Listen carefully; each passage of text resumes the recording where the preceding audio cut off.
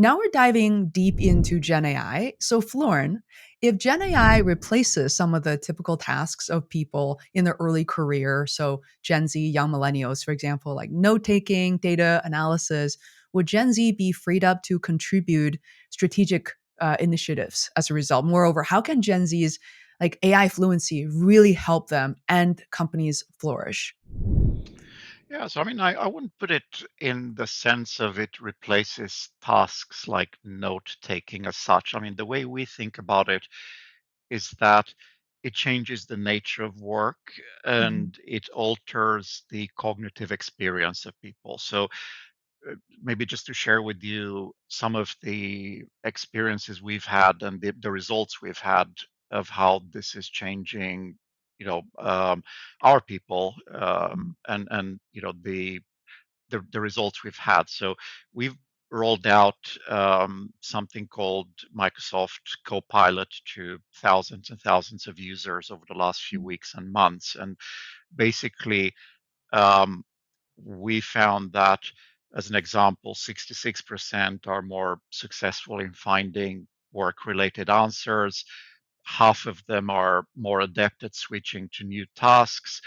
40% are resolving blockers more quickly. And the bit which I'm particularly excited about is that about a third experience less Mhm. cognitive fatigue and are able to focus better, which I mean I think that's a huge um, improvement. And I know I've been struggling with as the pressure of the business and the pressure of works seems to have been increasing over the last few years with pretty much perma crisis continuously happening. And then the sort of the change of work, we've seen that 70% said they're having a much higher likelihood of taking a creative approach to tasks. Again, half of them are have seen improvement in their collaboration and Mhm. teamwork.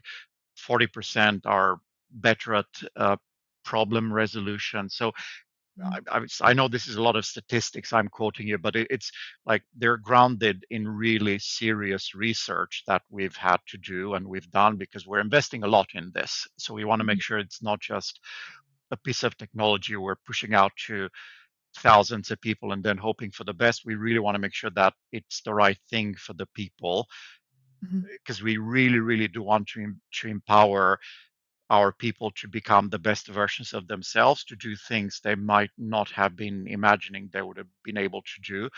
Mhm. But we also want this to be fact based. So I do think this is not about replacing jobs. It's not necessarily even about replacing tasks, but it is about empowering people. And it's, I think it's terrific to see that what we hoped for when we discussed this a few months ago is actually realizing with real results at scale with thousands of people. Gonzalo, do you have anything that you want to reflect or add to what Florin just said? Yeah, of course. My anecdotal experience lines up exactly with what Florin was just saying. And just today, I was working on this change impact assessment for a migration. Basically, an organization is going from Google to M365, and I'm trying to figure out exactly how the end users, the people, are going to be affected.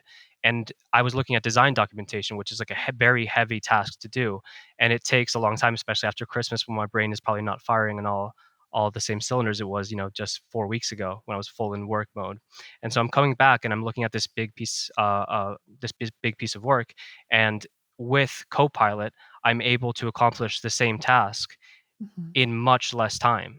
So I am living proof that it really does make certain tasks much more efficient, and it frees up my mind to do more of the actual deeper layer level thinking. And Yeah, great. beyond the technical tasks that I would probably have completed anyway, it also lets me do new things that I just don't have a background to accomplish in the first place. So I didn't study a technical degree, and I'm certainly not artistic, but I can start to use things like low code, no code platforms to a much better degree than I could, even just a few months ago. Likewise, I can now generate art for the first time. I can't draw it all, but I can create stuff that can be used both for my personal life and client work, that sort of stuff. Wow. That's so cool.